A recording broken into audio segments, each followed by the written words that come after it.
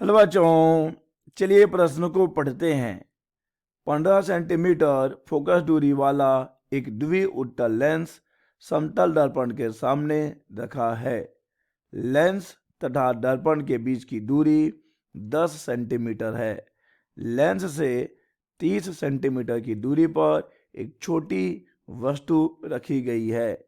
इसका अंतिम प्रतिबिंब दिए गए विकल्प हैं। ए आभासी तथा दर्पण से 16 सेंटीमीटर की दूरी पर है। बी वास्तविक तथा दर्पण से 16 सेंटीमीटर की दूरी पर है। सी आभासी तथा दर्पण से 20 सेंटीमीटर की दूरी पर है। डी वास्तविक तथा दर्पण से 20 सेंटीमीटर की दूरी पर है। चलिए सबसे पहले हम लिख लेंगे मूल अवधारणा। मूल अवधारणा जिस पर कि यह प्रश्न आधारित है, यह प्रश्न आधारित है लेंस सूत्र पर। लेंस सूत्र जो कि होता है 1/f बराबर 1/v माइनस 1/u, जहां पर f है लेंस की फोकस दूरी, v है प्रतिबिंब की दूरी और u है वस्तु की दूरी। बच्चों, इस प्रश्न को हल करने के लिए हमें चिन्ह परिपाटी का भी ज्ञान होना चाहिए। चिन्ह परिपाटी, चलिए समझ लेते हैं कि चिन्ह परिपाटी क्या कहता है। बच्चों, चिन्ह परिपाटी कहता है कि लेंस या दर्पण से, चाहे लेंस हो चाहे दर्पण हो, समष्टि दूरियां हम कहाँ से नापेंगे? प्रकाश केंद्र से या दूर से नापेंगे। और आपतित किरण मान लीजिए इस दिशा में है, तो आपतित किरण की दिशा में जो दूरियां नापी जाती हैं उनको धनात्मक लिया जाता है, और आपतित किरण के विपरीत दिशा में नापी गई दूरियों को हम ऋणात्मक लेते हैं। और मुख्य अक्ष के ऊपर की वस्तु की लंबाई हो या प्रतिबिंब की लंबाई हो, उसे हम धनात्मक लेते हैं, और उसके नीचे, मुख्य अक्ष के नीचे प्रतिबिंब या वस्तु की लंबाई को हम ऋणात्मक लेते हैं। बच्चों, यही है चिन्ह परिपाटी। तो चलिए बच्चों, इन मूल अवधारणाओं की सहायता से दिए गए प्रश्न को हल करते हैं और पता करते हैं कि इनमें कौन सा विकल्प सही है। बच्चों, प्रश्न में दिया गया है कि एक उत्तल लेंस है जिसकी फोकस दूरी है 15 सेंटीमीटर, और इस उत्तल लेंस समतल दर्पण के सामने रखा है। इस उत्तल लेंस को हमने, मान लीजिए बच्चों ये उत्तल लेंस है, तो हमने इस उत्तल लेंस को समतल दर्पण के सामने रखा है। और लेंस तथा दर्पण के बीच की दूरी कितनी बच्चों? लेंस तथा दर्पण के बीच की दूरी है 10 सेंटीमीटर। लेंस तथा दर्पण के बीच की दूरी है 10 सेंटीमीटर। और लेंस से 30 सेंटीमीटर की दूरी पर एक वस्तु रखी है।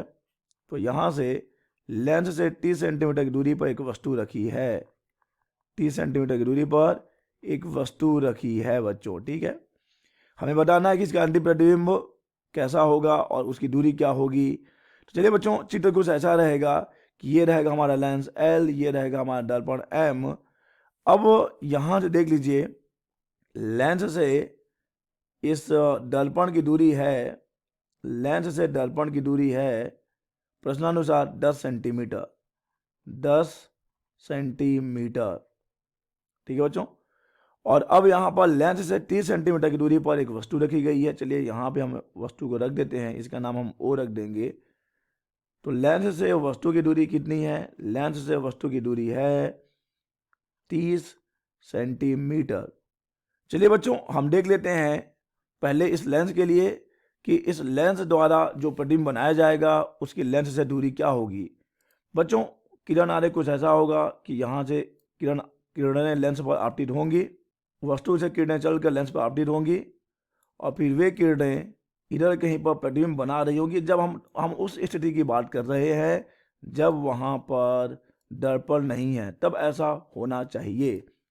ये O है जो वस्तु है, उसका प्रतिबिंब यहाँ कहीं मान लीजिए I1 पर बनता है। तो चलिए हम लेंस के प्रकाश केंद्र से उस वस्तु की, उस प्रतिबिंब की दूरी ज्ञात कर लेते हैं। इसके लिए हम लगा लेंगे लेंस सूत्र, और लेंस सूत्र कहता है कि 1/f बराबर होता है 1/v माइनस 1/u।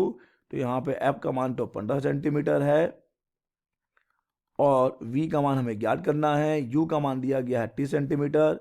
चलिए हल कर लेते हैं। तो यहाँ से मिल जाएगा 1/v बराबर 1/15 धन 1/30।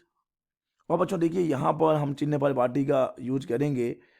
चूंकि वस्तु की दूरी बाईं ओर है जो कि आपतित किरण के विपरीत ओर है, तो इसे हम -30 लेंगे। तो जब हम ये -30 सेंटीमीटर में है, जब इसे हम -30 सेंटीमीटर लेंगे बच्चों, तो यहाँ पर भी तो हमें माइनस रखना होगा। तो जब बच्चों माइनस रखेंगे तो माइनस माइनस प्लस हो जाएगा। अब देखिए बच्चों यहाँ से, अच्छा क्षमा कीजिएगा, यहाँ से 1/v बराबर 1/15 माइनस 1/30 मिलेगा हमें, क्योंकि माइनस माइनस ये तो प्लस हो जाएगा, और जब दूसरी ओर लेकर जाएंगे तो फिर से ऋणात्मक हो जाएगा। यहाँ से बच्चों एलसीएम हमें मिलने वाला है 30 एलसीएम मिलेगा, और ये हो जाएगा 15 दूनी 30 से कम, यानी v का मान मिल जाएगा बच्चों 30 सेंटीमीटर। 30 सेंटीमीटर। तो बच्चों हम देख सकते हैं कि इस लेंस से कितना दूर, इस लेंस से 30 सेंटीमीटर दूर प्रतिबिंब बनना चाहिए। परंतु बच्चों जब हम यहाँ पर समतल दर्पण को रख देंगे तो वहां से किरणें परावर्तित हो जाएंगी, यहाँ से किरणें परावर्तित हो जाएंगी बच्चों, यहाँ से किरणें परावर्तित हो जाएंगी। देखिए यहाँ से किरणें जब परावर्तित होंगी तो ऐसा हम कह सकते हैं, ये जो I1 है, I1 का प्रतिबिंब इस समतल दर्पण के द्वारा कहाँ बनाया जा रहा है, मान लीजिए यहाँ कहीं बनाया जाता, ठीक है। अब देखिए जो I1 है उसकी दर्पण से दूरी कितनी है, देखिए यहाँ से यहाँ तक 10 सेंटीमीटर है, और यहाँ से इस लेंस से इस प्रतिबिंब की दूरी 30 सेंटीमीटर है, तो यानी दर्पण से इस प्रतिबिंब की दूरी कितनी हो गई, दर्पण से प्रतिबिंब की दूरी हो गई, दर्पण से प्रतिबिंब की दूरी हो जाएगी 20 सेंटीमीटर। 20 सेंटीमीटर।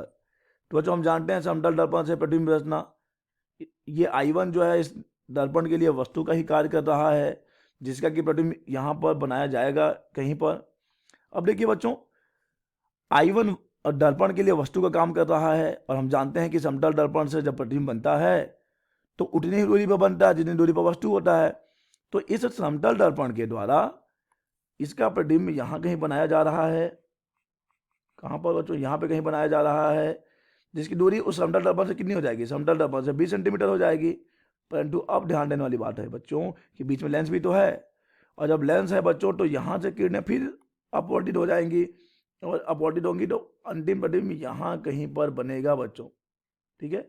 अंतिम प्रतिबिंब यहाँ कहीं पर बनेगा, जिसे हम नाम दे रहे हैं I2 का, और हमें इस I2 की स्थिति ज्ञात करनी है जब परावर्तित हो।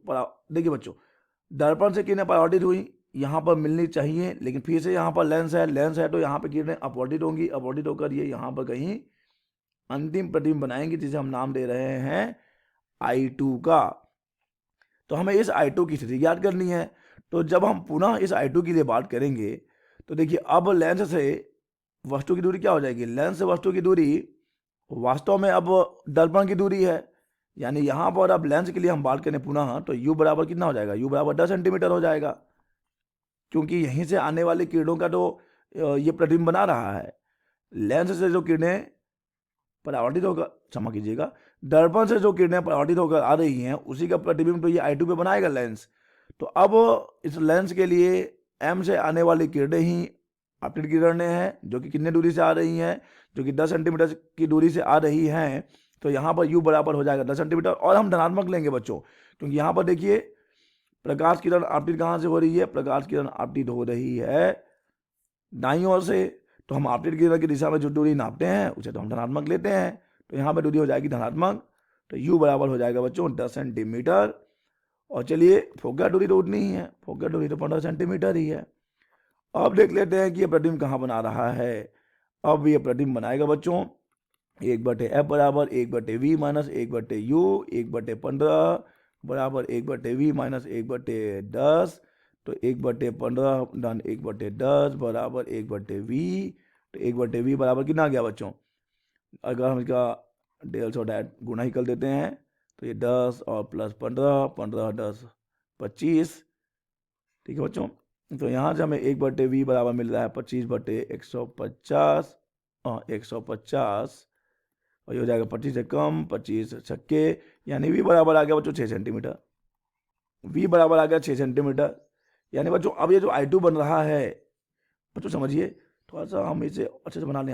यहाँ पे लेंस है अब I2 की बात कर रहे हैं हम, तो बच्चों I2 यहाँ कहीं पे बना हुआ है। I2 ये है I2 ये है उस दर्पण से आने वाली किरणें। देखिए बच्चों, ये है दर्पण से आने वाली किरणें, ठीक है। तो ये I2 बन रहा है बच्चों, यहाँ पे I2 हमने बना लिया है, ये I2 है। और इस I2 की लेंस से दूरी कितनी है? लेंस से दूरी है 6 सेंटीमीटर, 6 सेंटीमीटर है। परंतु हमें तो दर्पण से ज्ञात करना है, तो समतल दर्पण यहाँ कहीं पे है, समतल दर्पण यहाँ पे कहीं है, जो कि लेंस से कितना दूर है? जो कि लेंस से 10 सेंटीमीटर की दूरी पर है। तो अब अंतिम प्रतिबिंब जो बनेगा वो दर्पण से कितना दूर होगा? दर्पण से 10 + 6 यानी कि उसकी दूरी होगी 16 सेंटीमीटर। दर्पण से 16 सेंटीमीटर, यानी ये विकल्प तो हमारे गलत हो जाएंगे। इन दोनों में से कोई एक विकल्प सही हो सकता है, ए और बी में से। अब देखिए बच्चों, चूंकि यहाँ पे किरणें वास्तविक रूप में मिलेंगी, और जबकि किरणें वास्तविक रूप में मिलेंगी तो प्रतिबिंब कैसा बनेगा? प्रतिबिंब वास्तविक प्रतिबिंब बनेगा बच्चों। जब किरणें वास्तविक रूप में मिलती हैं तो वास्तविक प्रतिबिंब बनता है। अतः बच्चों बी विकल्प सही हो जाएगा, वास्तविक तथा दर्पण से 16 सेंटीमीटर की दूरी पर। आशा करते हैं बच्चों आपको यह प्रश्न समझ आया होगा। धन्यवाद।